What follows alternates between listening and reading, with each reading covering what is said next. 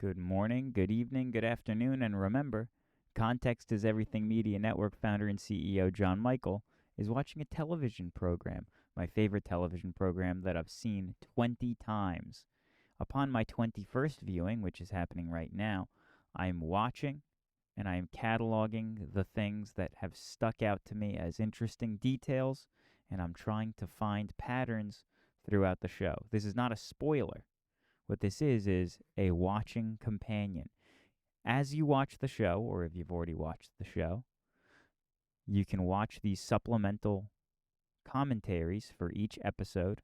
We're on episode 2 of season 1, which is the third installment of the series, the pilot being the first. Pilot, episode 1, episode 2. Here's episode 2.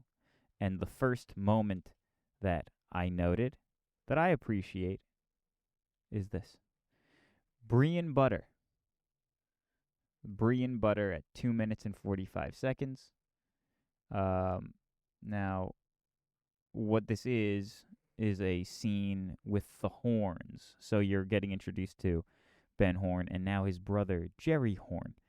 It's a really great scene for its comedic value, from the stoic silence of the family dinner, where you just hear clinking and clacking of dishes, to the rumbling entrance of Jerry Horn, to the dialogue, which is just great. So I'm just telling you it's a great scene. Nothing really else to add here. But it's definitely one of the things that I think about often when I think about this show. Next timestamp is here at 6 minutes and 25 seconds. Coming to church in the morning. This is the Haywards asking Donna, continuation from the previous episode when there's a date between Donna and James is being introduced to the parents. You're getting a nice wholesome family vibe of the parents talking, and I think that this coming to church in the morning is a nice little example of the wholesomeness and just the making sure to remind Donna to be godly as the parents leave the room. It is very good. Very good scene.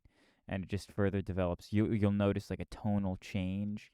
And I have that written down here. That happens later when we come back to that. But that's a really nice scene. There's nice repetitions in the dialogue, and yeah. Now, the previous scene that I just showed you was actually separated by about 5 minutes, but it's the same, you're in the same place. This is Donna and James back in the Hayward household. And what you're hearing here in this scene is you're going to hear both the two justifying why they think it's okay for them to be together. I'm not adding judgment into it. I'm just saying they are justifying it to each other. And you're saying they're like realizing, yeah, we were always in love, right? And they're doing that right then and there. And they both say, like, yeah, that's right. I didn't realize that. Like, it's interesting in that sense that they're kind of convincing themselves. And as they embrace in that scene, you notice a tonal change, a shift in the music. And immediately following that scene, there's this one.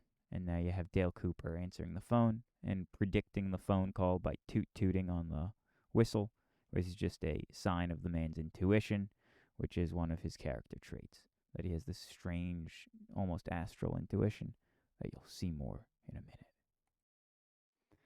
Here we are at 16 minutes on the nose, and this is an interesting scene. Again, a unique setting you don't really see too often in the show, which is the woods at night.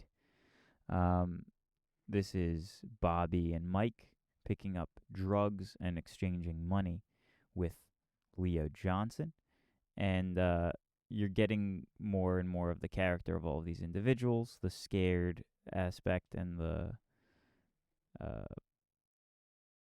kind of the authoritative aspect of Leo Johnson, the scared aspect of the two guys, Mike and Bobby.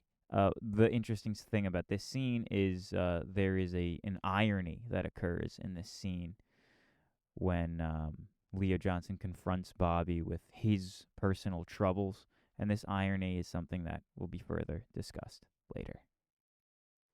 But it occurs here.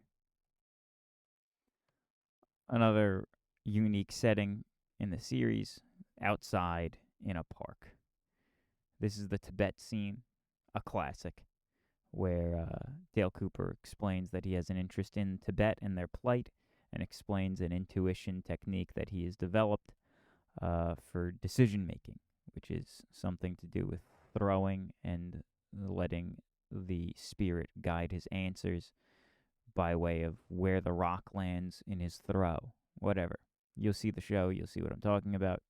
I'm not talking about the validity of the strategy, I'm just talking about the interestingness of the scene. So this is the Tibet scene, and it is an example of somebody really keeping people's attention.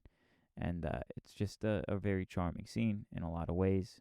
When they all lean in as he starts explaining himself, they're like, "What the heck is this guy doing? Why is he talking about Tibet? We're on an investigation. Why does he say first, I want to talk about Tibet?" And everyone leans in. It's a nice scene, and then later on, the excitement builds. It's a charming scene, and definitely worth being awake for. Again, this show, very good if you have sleeping problems to fall asleep to, unless there's shouting and screaming going on, which is very jarring in this show.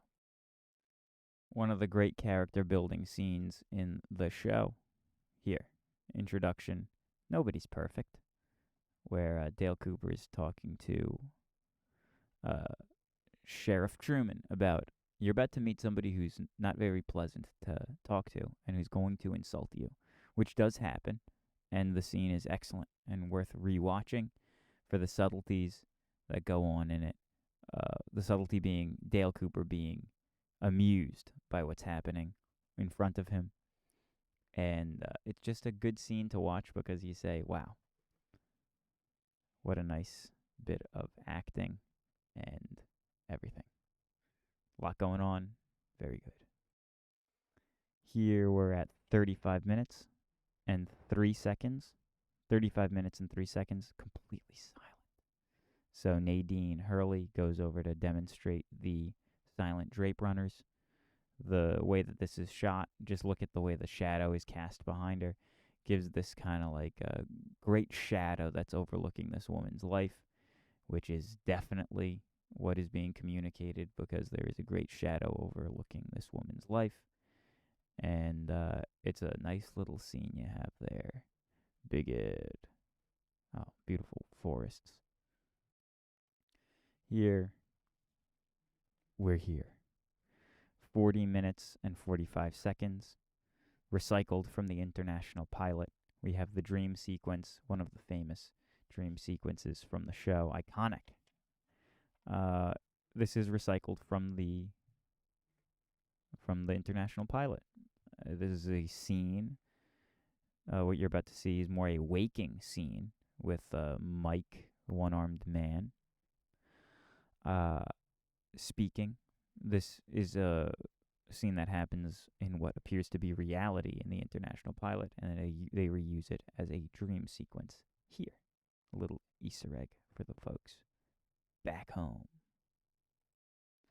This dream sequence lasts about 5.5 minutes, so here at 47 minutes, Cooper wakes up from the dream to make a phone call, because he says, in my dream, which he's explained earlier to the sheriff, his dreams give him leads in investigations. He explains that when they're doing the Tibet thing. Right here, he wakes up and he's snapping, right? He's snapping. He has that internal melody from his dream, the melody that is being danced to by the man in red.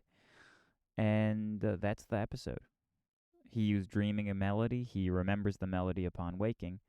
If you enjoy the content, please subscribe. My name is John Michael at the Context is Everything Media Network. Have a lovely day. Okay. Bye-bye.